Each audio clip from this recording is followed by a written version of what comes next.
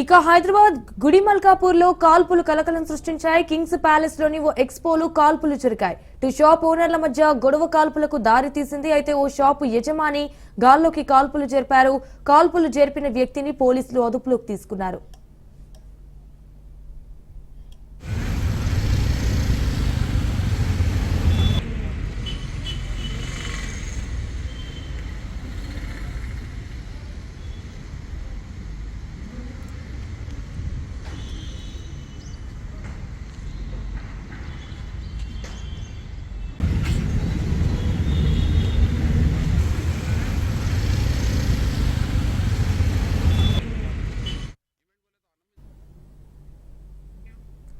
హైదరాబాద్ గుడిమల్కాపూర్ లో కాల్పులు కలకలం సృష్టించాయి. కింగ్స్ ప్యాలెస్ లోని ఓ ఎక్స్పోలో కాల్పులు జరిగాయి. షాప్ ఓనర్ల మధ్య గొడవ కాల్పులకు దారి తీసింది. ఓ షాపు యజమాని గాల్లోకి కాల్పులు జరిపారు. అయితే కాల్పులు జరిపిన వ్యక్తిని పోలీసులు అదుపులోకి తీసుకున్నారు.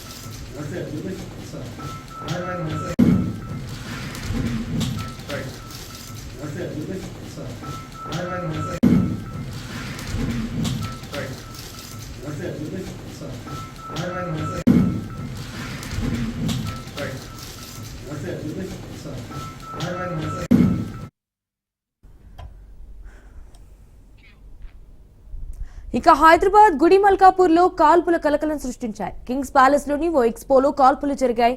షాప్ ఓనర్ల మధ్య గొడవ కాల్పులకు దారి తీసింది. ఓ షాపు యజమాని గాల్లోకి కాల్పులు జరిపారు. ఇక కాల్పులు జరిపిన వ్యక్తిని పోలీసులు అదుపులోకి తీసుకున్నారు.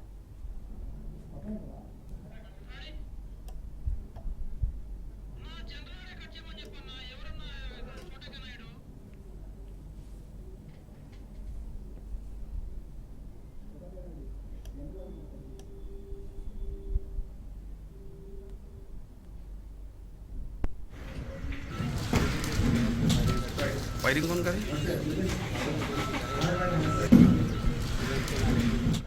इवेंट के मैनेजमेंट. ఇక హైదరాబాద్ గుడిమల్కాపూర్ లో కాల్పుల కలకలం సృష్టించాయి. కింగ్స్ ప్యాలెస్ లోని ఓ ఎక్స్పోలో కాల్పులు జరిగాయి. షాప్ ఓనర్ల మధ్య గొడవ కాల్పులకు దారి తీసింది. ఓ షాపు యజమాని గాల్లోకి కాల్పులు జరిపారు. అయితే కాల్పులు జరిపిన వ్యక్తిని పోలీసులు అదుపులోకి తీసుకున్నారు. రైట్, ఇక ఇదే విషయానికి సంబంధించి మరిన్ని డీటెయిల్స్ మా ప్రతినిధి రత్నకుమార్ లైవ్ లో అందిస్తారు. రత్నకుమార్, చెప్పండి.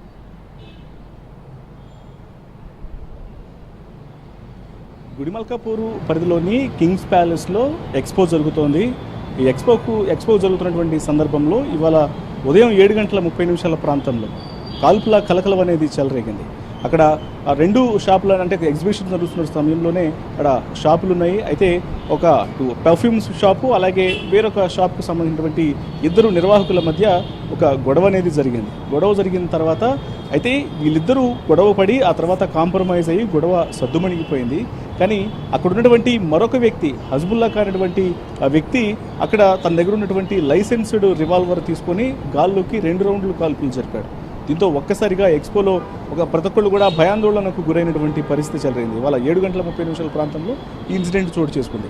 ఎప్పుడైతే కింగ్స్ ప్యాలెస్లో కాల్పుల కలకలం చెలరేగిందన్నటువంటి విషయం తెలుసుకున్న తర్వాత ఇమ్మీడియట్గా స్థానిక పోలీసులు ఘటనా స్థలం వద్దకు చేరుకొని ఎవరైతే కాల్పులు జరిపినటువంటి హజ్బుల్లా అనేటువంటి వ్యక్తిని తమ అదుపులోకి తీసుకొని తన దగ్గర ఉన్నటువంటి లైసెన్స్డ్ రివాల్వర్ .3mm రివాల్వర్గా గుర్తించడం జరిగింది. ఆ రివాల్వర్ను కూడా సీజ్ చేశారు. ఇక 2 రౌండ్లు కాల్పులు జరిపిన తర్వాత వచ్చినటువంటి ఆ 2 బుల్లెట్స్ని కూడా పోలీసులు సీజ్ చేయడం జరిగింది. అయితే నిందితుడిని కాల్పులు జరిపినటువంటి వ్యక్తిని తమ అదుపులోకి తీసుకొని ప్రశ్నించినటువంటి సందర్భంలో ఎందుకు కాల్పులు జరపాల్సి వచ్చింది, వాస్తవానికి అక్కడ జరిగినటువంటి గొడవలో ఎవరైతే అక్కడ షాప్స్ నిర్వహిస్తున్నటువంటి 2 షాపులకు సంబంధించినటువంటి నిర్వాహకులు గొడవ పడటం, వాళ్ళు కాంప్రమైజ్ అవుతున్నటువంటి సందర్భంలో ప్రమేయం లేకుండానే హజ్బుల్ ఖాన్ అనేటువంటి వ్యక్తి ఎందుకు వచ్చి కాల్పులు జరిపాడు అనేటువంటి విషయాలకు సంబంధించి అతన్ని పోలీసులు అదుపులోకి తీసుకొని ప్రశ్నించినప్పుడు తను ఈ గొడవ జరుగుతున్నటువంటి సందర్భంలోనే అందులోని ఒక వ్యక్తి తన మీద దాడి చేసేటువంటి ప్రయత్నం చేశాడు. అందులో భాగంగానే తను ప్రాణభయంతో తన దగ్గర ఉన్నటువంటి లైసెన్స్డ్ రివాల్వర్ తీసుకొని తను గాల్లోకి కాల్పులు జరిపాను, అది కూడా తనను తాను రక్షించుకునేందుకు గాల్లోకి కాల్పులు జరిపాను అనేటువంటి విషయాన్ని తను పోలీసులు అయితే చెప్పడం జరిగింది. సో దీనికి సంబంధించి అది ఎంతవరకు వాస్తవం, అసలు ఎందుకు అతను పోలీసులు అంటే కాల్పులు జరపాల్సిన పరిస్థితి వచ్చింది, తన దగ్గర ఉన్నటువంటి లైసెన్స్డ్ రివాల్వర్కు సంబంధించినటువంటి డీటెయిల్స్ కూడా అన్నింటినీ కూడా ఆరా తీస్తూ ఇప్పటికే కేసు నమోదు చేసి దర్యాప్తు చేస్తూ ఉన్నారు. ఎస్ రత్నకుమార్, ఆ ఎక్స్పోలో ఎందుకు కాల్పులు జరిపాడు అండ్ ఎక్స్పోలో ఏ విధంగా సెక్యూరిటీ కూడా పెంచారు రత్నకుమార్? వాస్తవానికి ఎక్స్పోకు సంబంధించి అది పూర్తిగా ఒక అన్ని పర్మిషన్లు తీసుకొని నిర్వహిస్తున్నటువంటి ఎక్స్పో కింగ్స్ ప్యాలెస్ అనేది నగరంలోనే ఒక అన్నిటితో పాటే కొంచెం ప్రసిద్ధి చెందినటువంటి ప్యాలెస్లో ఉంటుంది. అందులో ఎప్పటికప్పుడు కొన్ని కార్యక్రమాలు కూడా నిర్వహిస్తూ ఉంటారు, అలాగే ఎక్స్పోస్ కూడా జరుగుతూ ఉంటాయి. సో వీటికి సంబంధించి సెక్యూరిటీ పరంగా కావచ్చు, లేకపోతే భద్రత పరంగా, మరోవైపు పర్మిషన్స్ పరంగా అన్ని రకాల పూర్తి చర్యలు తీసుకుని అక్కడ ఎక్స్పో కార్యక్రమాలు నిర్వహిస్తూ ఉంటారు. సో అయితే ఇది అనుకోకుండా జరిగినటువంటి ఘటనగా ఇప్పటికే పోలీసులు భావిస్తూ ఉన్నారు. ఎందుకంటే కేసు అనేది ఇవాళ 7:30 ప్రాంతంలో జరిగిన తర్వాత ప్రజెంట్ ఇన్వెస్టిగేషన్ జరుగుతుంది కాబట్టి నిందితుడిని ఇప్పటికే అదుపులోకి తీసుకోవడం జరిగింది. ఎందుకంటే అతను కూడా ఏసీ గార్డ్స్కు సంబంధించినటువంటి వ్యక్తి, తను ఇటు డిపార్ట్మెంట్లో సంబంధం లేదు, లేకపోతే ఆయనకి పాత హిస్టరీ ఏమన్నా నేర చరిత్ర ఏమన్నా ఉందని ఆరా తీసినప్పుడు కూడా అతను ఒక రౌడీ షీటర్ కాదు, లేకపోతే గతంలో నేర చరిత్ర ఉన్నటువంటి వ్యక్తి కూడా కాదు, కానీ తన దగ్గర లైసెన్స్డ్ రివాల్వర్ అనేది కలిగి ఉన్నాడు కాబట్టి దానికి సంబంధించి ప్రస్తుతం తాను ప్రాణభయంతోనే నేను ఈ కాల్పులు జరిపాను అన్నటువంటి విషయాన్ని తెలియజేస్తున్నాడు. కాబట్టి ఆయన ఎందుకు కాల్పులు జరిపాడు అనేది ప్రస్తుతం పోలీసులు ఇన్వెస్టిగేషన్ చేస్తున్నారు. అక్కడ సెక్యూరిటీ పరమైనటువంటి విషయాలకు సంబంధించి, ఎందుకంటే నేను అతని దగ్గర ఎటువంటి ప్రమేయం లేకుండా లేకపోతే ఇల్లీగల్గా క్యారీ చేసినటువంటి వెపన్ కాదు కాబట్టి దీనికి సంబంధించి సెక్యూరిటీ పరమైనటువంటి ఏ ఆటంకాలు కూడా లేవు. కాకపోతే అసలు అతను ఎందుకు కాల్పులు జరపాల్సి వచ్చింది అనేది ఇప్పుడు పెద్ద క్వశ్చన్ మార్క్గా మారింది. అది కూడా ఇద్దరు వ్యక్తులు, ఇద్దరు షాపు నిర్వాహకులు ఇద్దరు దానికి గొడవ పడి వాళ్ళు కాంప్రమైజ్ అవుతున్నటువంటి సందర్భంలో ప్రమేయం లేనటువంటి మూడో వ్యక్తిగా ఉన్నటువంటి హజ్బుల్లా ఖాన్ ఎందుకు కాల్పులు జరిపాడు అనేది ప్రస్తుతం పోలీసు ఇన్వెస్టిగేషన్ అనంతరం తేలనుంది. Right Ratnakumar, thank you for the live updates. Pastor Praveen మృతిపై ఏలూరు రేంజ్ ఐజీ అశోక్ కుమార్ మాట్లాడుతున్నారు. ఇప్పుడు లైవ్ చూద్దాం. వారు విజయవాడకు వచ్చిన తర్వాత ఒక 3-4 అవర్స్ వారి మూవ్మెంట్ ట్రాక్ చేస్తున్నాం. వారు ఎక్కడున్నారు విజయవాడలో అనేది దాని మీద ఫర్దర్ ఇన్వెస్టిగేషన్ జరుగుతూ ఉంది. తర్వాత కొంతమూరు పెట్రోల్ బంక్ దగ్గరికి అరౌండ్ 11:30కి రీచ్ అయ్యారు. అరౌండ్ 11:42కి ఈ నయావా పెట్రోల్ బంక్ దగ్గర ఈ ఇన్సిడెంట్ జరిగింది. సో వారి మూమెంట్ అంతా కూడా బయలుదేరినప్పటి నుంచి వారు మరణించేంత వరకు పూర్తిగా ట్రాక్ చేయడం జరుగుతూ ఉంది. విజయవాడలో వాళ్ళు ఎవరిని కలిశారు, 4 గంటలు ఎక్కడ ఉన్నారు అనేది మాత్రము ఇంకా పూర్తిగా టీమ్స్ అక్కడ పూర్తిగా దర్యాప్తు చేస్తున్నాయి. విజయవాడ సిటీలో ఉన్న సీసీ కెమెరాస్ కూడా మేము పరిశీలిస్తున్నాం. తర్వాత ఈ పోస్ట్ మార్టం కూడా ప్రిలిమినరీ పోస్ట్ మార్టం రిపోర్ట్ ఇచ్చారు. దీంట్లో వాళ్ళు పూర్తి ఫైండింగ్స్ మాకు ఇవ్వలేదు. అయితే కొన్ని అబ్రేషన్ ఇంజరీస్ చేతుల మీద, బాడీ మీద ఉన్నాయి, అంటే ఏదన్నా రాపుడు గాయాలు ఉన్నాయన్నారు. లాసిరేటెడ్ ఇంజరీస్ ఫేస్ మీద ఉన్నాయని చెప్పారు, front side of the face మీద ఉన్నాయని చెప్పారు లాసిరేటెడ్ ఇంజరీస్. అయితే ఈ టాక్సికాలజీ రిపోర్ట్, ఎఫ్ఎస్ఎల్కి టాక్సికాలజీ రిపోర్టు, ఫర్దర్గా పెథాలజీ కూడా కొన్ని రిపోర్ట్స్ పంపారు. ఎందుకంటే ఒక కాలిన గాయం కాలు మీద ఉంది, అది ఎటువంటి గాయం అని చెప్పడానికి పెథాలజీ కూడా ఈ రిపోర్ట్స్ కోసం పంపడం జరిగింది. సో ఇవన్నీ పూర్తి రిపోర్ట్స్ వచ్చిన తర్వాత ఈ మనం ఇన్వెస్టిగేషన్ అంటే ఎందుకు వారు చనిపోయారు అనేది పూర్తిగా మనం నిర్ధారించడం జరుగుతుంది. ఈ ఇంకా ఎవరికైనా టెక్నికల్ ఎవిడెన్స్ మొత్తం కూడా CC cameras, cell phone cameras, cell phone analysis ఇవన్నీ చేస్తున్నాం. అంతేకాకుండా ఎంటీఓ మన ట్రాన్స్పోర్ట్ ఆఫీషియల్స్ కూడా ఈ వెహికల్స్ ని కూడా వారు ఎగ్జామిన్ చేశారు. యాక్సిడెంట్ అయిన వెహికల్స్ ని ఎగ్జామిన్ చేశారు. అతను డెంట్ మార్క్స్ ఉన్నాయా, అతను కార్స్, అప్పుడు మీరు సీసీటీవీలో చూస్తుంటే కొన్ని కార్స్ కూడా అక్కడ వారి మోటార్ సైకిల్తో పాటు పాస్ అవుతున్నాయి. అదేదైనా కొలిజన్ అవుతే మోటార్ సైకిల్కి ఏదైనా ఒక కార్ వచ్చి గుద్దితే అక్కడ డెంట్ మార్క్స్ ఏమైనా పడ్డాయా, తర్వాత ఏమైనా పెయింట్స్ ఎక్స్చేంజ్ అయిందా, మోటార్ సైకిల్ కి ఆ కారుకు మధ్యలో ఏదైనా గుద్దితే ఆ కారులో ఉన్న పెయింట్ మోటార్ సైకిల్ అందిందా, మోటార్ సైకిల్ పెయింట్ ఏమైనా కారుకు వచ్చిందా, అది కూడా వారు రిపోర్ట్ ఇచ్చారు. అది ఎస్పీ గారు మీకు ఎక్స్ప్లెయిన్ చేస్తారు. సో ఈ విధంగా డీటెయిల్ అనాలిసిస్ మేము చేస్తున్నామండి. ఇంకోటి నేను ప్రజలకి విజ్ఞప్తి చేసేది ఏంటంటే, ఎవరు కూడా ఆందోళన చెందాల్సిన అవసరం లేదు. ఈ కేసుని డీటెయిల్గా ఇన్వెస్టిగేట్ చేస్తున్నాము. ఎవరికైనా అనుమానాలు ఉంటే కూడా వారిని, నన్ను కానీ జిల్లా ఎస్పీ గారిని కానీ, వాళ్ళ దగ్గర ఏదైనా సాక్ష్యాలు ఉంటే కూడా, వీరి మృతికి సంబంధించి ఉంటే కూడా మమ్మల్ని వచ్చి వాళ్ళు కలిసి ఎక్స్ప్లెయిన్ చేయొచ్చు. వారికి ఎటువంటి సందేహాలైనా మేము క్లారిఫై చేయడానికి రెడీగా ఉన్నాము. అంతేకాకుండా ఆ యాంగిల్స్ కూడా మేము ఇన్వెస్టిగేట్ చేస్తాము.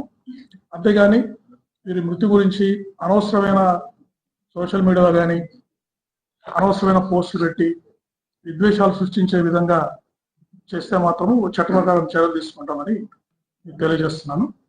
ఇప్పుడు జిల్లా ఎస్పీ గారు ఇంతవరకు గ్యాదర్ చేసిన technical evidence, CCTV footages, FSL నుంచి కూడా ఆ వీడియో ఫుటేజ్ ని 50 ఫ్రేమ్స్ గా డివైడ్ చేశారు.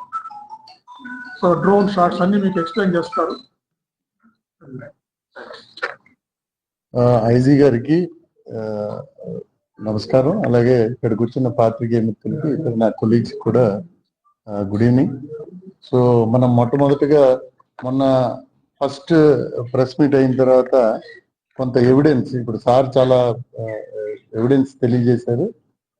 ప్రిలిమినరీ పోస్ట్ మార్టం రిపోర్ట్, అలాగే ప్రిలిమినరీ డిటిఓ రిపోర్ట్ ఇవన్నీ వచ్చాయి.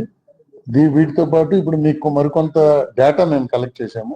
అది బేసిక్ గా toll plaza from Hyderabad outskirts నుంచి మన యాక్సిడెంట్ సీన్ దాకా ఆయన ట్రావెలింగ్ ది ప్రతిదీ కూడా మనం చేశాము. ప్రైవేట్ సీసీ కెమెరాలు ఏవైతే ఉన్నాయో with in the Hyderabad and with in Vijayawada, ఈ రెండు కూడా మనం ఇంకా ఫర్దర్ గా కలెక్ట్ చేసి అవి కూడా మీకు రానున్న రోజుల్లో ప్రజెంట్ చేస్తాం. సో టోల్ ప్లాజాలో ఆయన మనకి చౌటుప్పల్ ఫస్ట్ టోల్ ప్లాజా దగ్గర 1:29కి స్టార్ట్ అయ్యారు. ఇది ఫోటో చూపించగలుగుతామా? తర్వాత చూపిద్దామా? ఇప్పుడు డైరెక్ట్ వీడియో చూపిస్తానా? చౌటుప్పల్ చూడండి. చౌటుప్పల్ తర్వాత నల్గొండ దగ్గర కొర్లపహాడ్ అని ఒకటి 2:14,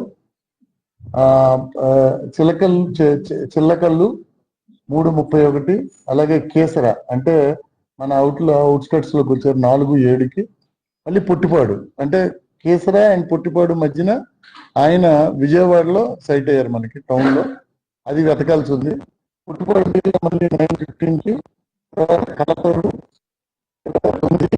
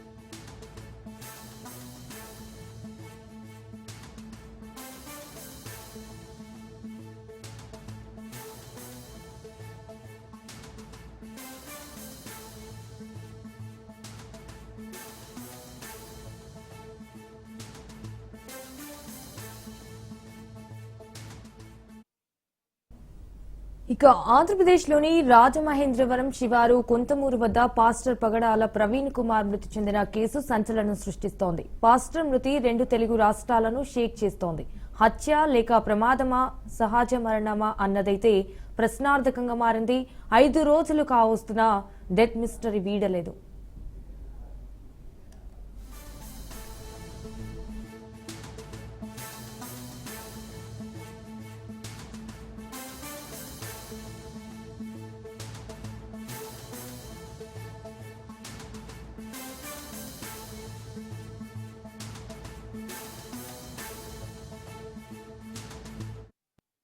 ఇక ప్రవీణ్ అనుచరులు ఈ మృతిపై అనుమానాలు వ్యక్తం చేస్తున్నారు. ప్రవీణ్ శరీరంపై గాయాలు ఉన్నాయని అంటున్నారు.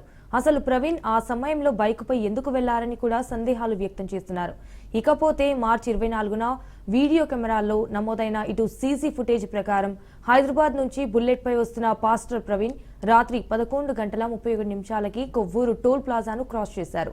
తర్వాత 11:42 బుల్లెట్ నయరా పెట్రోల్ బంక్ వద్ద చేరుకుంది. ఈ రెండు ప్రాంతాల మధ్య దూరం 10 నుంచి 11 కిలోమీటర్లు ఉంటుందని తెలుస్తోంది. సరిగ్గా బంకుకు ఎదురుగా రోడ్డుపై నుంచి ఎడమవైపు గట్టు కిందకు ప్రవీణ్ బుల్లెట్ తో సహా పడిపోయారు.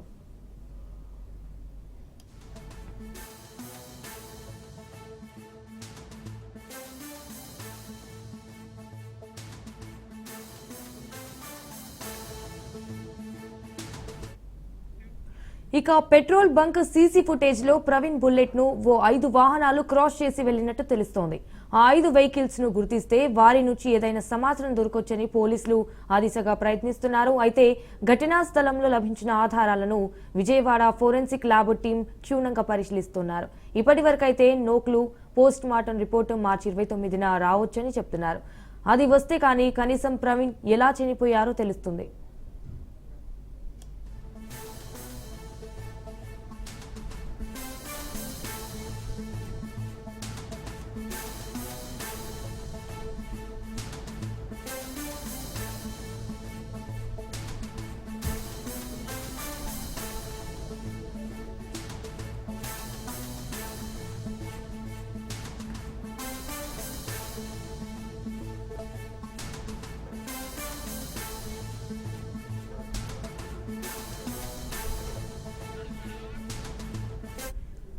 ఇక మరోవైపు ప్రవీణ్ శరీరంపై గాయాలు ఉన్నాయంటున్నారు. ఆయన నడిపిన బుల్లెట్ బండి మాత్రం పెద్దగా డ్యామేజ్ కాలేదు. ప్రవీణ్ ఎలా చనిపోయారు, ఎవరైనా కారుతో గుద్దేశారేమో అంటున్నారు. ఇన్సిడెంట్ టైంలో బుల్లెట్ పక్క నుంచి వెళ్లిన రెడ్ కలర్ కారును గుర్తిస్తే క్లారిటీ రావచ్చు. ప్రస్తుతం డీఎస్పీ స్థాయి అధికారి నేతృత్వంలో స్పెషల్ టీం దర్యాప్తు చేస్తోంది.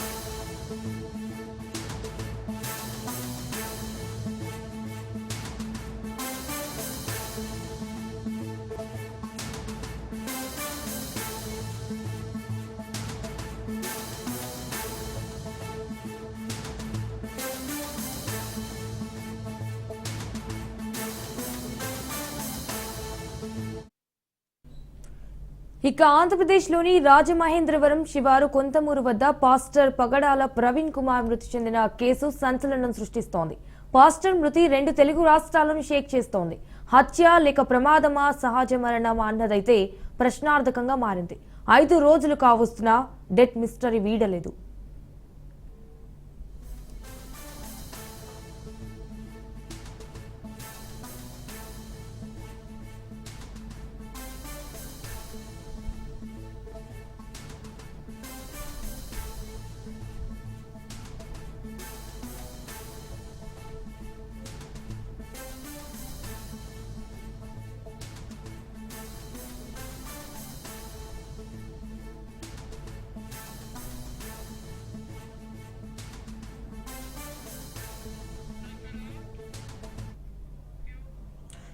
ప్రవీణ్ అనుచరులు ఈ మృతిపై అనుమానాలు వ్యక్తం చేస్తున్నారు. ప్రవీణ్ శరీరంపై గాయాలు ఉన్నాయని కూడా అంటున్నారు. అసలు ప్రవీణ్ ఆ సమయంలో బైకుపై ఎందుకు వెళ్లారని కూడా సందేహాలు వ్యక్తం చేస్తున్నారు.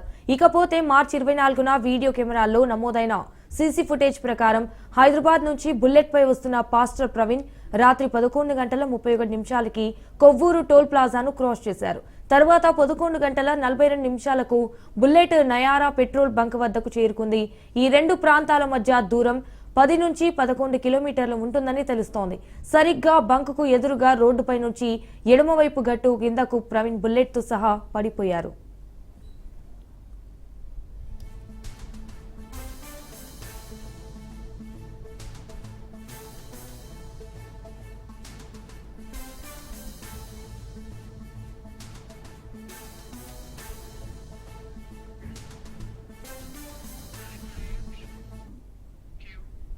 ఇక పెట్రోల్ బంక్ సీసీ ఫుటేజ్ లో ప్రవీణ్ బుల్లెట్ ను 5 వాహనాలు క్రాస్ చేసి వెళ్లినట్టు తెలుస్తోంది.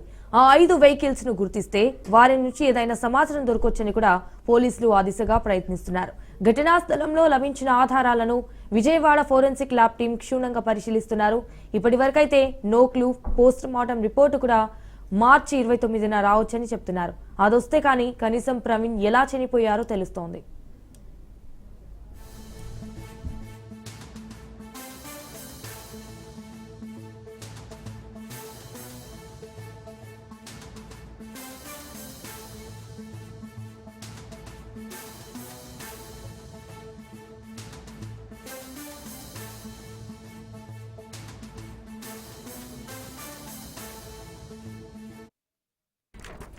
మరోవైపు ప్రవీణ్ శరీరంపై గాయాలు ఉన్నాయంటున్నారు. ఆయన నడిపిన బుల్లెట్ బండి మాత్రం పెద్దగా డ్యామేజ్ కాలేదు. ప్రవీణ్ ఎలా చనిపోయారు, ఎవరైనా కారుతో గుద్దేశారేమో అంటున్నారు. ఇన్సిడెంట్ టైంలో బుల్లెట్ పక్క నుంచి వెళ్లిన ఇటు రెడ్ కలర్ కారును గుర్తిస్తే క్లారిటీ రావచ్చు. ప్రస్తుతం డీఎస్పీ సాయి అధికారి నేతృత్వంలో స్పెషల్ టీం దర్యాప్తు చేస్తోంది.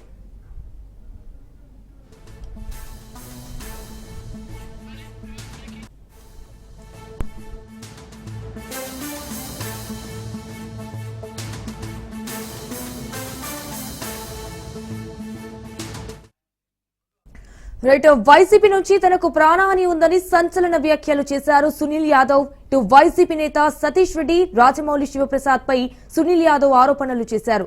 హత్య సినిమాలో తన గురించి, తన తల్లి గురించి పెట్టారని, అసలైన వారిని వదిలి తమను పట్టుకున్నారని కూడా ఆవేదన వ్యక్తం చేశారు ఆయన. వివేక హత్య కేసులో తాను అనుమానితుడినేనని మాత్రమేనని, హంతకుడిని కాదన్నారు సునీల్ యాదవ్.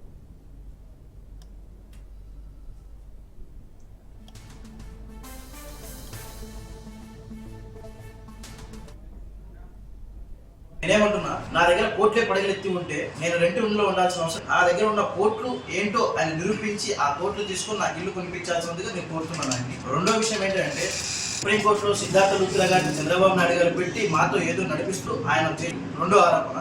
అయితే ఇక్కడ తెలుసుకున్న విషయం, మా లాయర్ గారి పేరు డిఎల్ నయన్ కుమార్. ఆయన పేరు తెలంగాణ అడ్వకేట్. ఫస్ట్ నుండి మొదటి నుండి నాకు పులివెందులు అయితేనే, కడపలో అయితేనేవి మొత్తం ఆయన హ్యాండ్ ఓవర్ లో జరిగింది నా కేసు అంతా. అయితే ఇట్లా సిద్ధార్థ లూత్రా అని చెప్పేసి నాకు రాజకీయ సిద్ధార్థ లూత్రా గారి పేరు చెప్పి రాజకీయ రంగు పూస్తున్నాడు ఆయన, రాజమౌళి శివప్రసాద్ రెడ్డి గారు. ఇక్కడ ఇద్దరే కనబడుతున్నారా? ఛార్జ్ షీట్ ప్రకారంగా మాట్లాడుతున్నారు కదా. హత్య అనే సినిమా పైన, నా తల్లి పైన, నా పైన ఆరోపణలు వస్తున్నాయని చెప్పి అక్కడికి వెళ్ళి నేను కంప్లైంట్ చేయడం తప్పైంది కదా, పోలీస్ శాఖని ఆశ్రయించడం తప్పైంది. దాంట్లో తప్పు ఏంటి అనేది వాళ్ళు చెప్పాలి. ఇప్పుడు నేను ప్రూఫ్స్ తో సహా నేను స్టేషన్ లో ప్రొవైడ్ చేసిందేనే వాళ్ళు కేసు కట్టడం జరిగింది. ఎంక్వైరీ జరుగుతుంది. ఆ ఎంక్వైరీలో అసలు విషయాలు, అసలు నిజాలు తెలుస్తాయి. ఈ హత్య సినిమా ఎవరు తీయించారు, దీని వెనకాల ఎవరున్నారు, దీని నలుగురే ఎందుకు హైలైట్ చేశారు, మిగతా నలుగురు గురించి ఎందుకు మాట్లాడలేదు, మిగతా నలుగురు పేర్లు కూడా చెప్తున్నాడు. అవినాష్ రెడ్డి, భాస్కర్ రెడ్డి సారు, ఉదయ్ కుమార్ రెడ్డి, నెక్స్ట్ ఈయన మన అవినాష్ రెడ్డి, భాస్కర్ రెడ్డి, ఉదయ్ కుమార్ రెడ్డి, శివశంకర్ రెడ్డి అన్న పేర్లు, వీళ్ళ పేర్లు ఎందుకు సినిమాలు చూపించారు? మరి వివేకా సినిమా ఎగ్జాంపుల్, అది ఛార్జ్ షీట్ ప్రకారంగా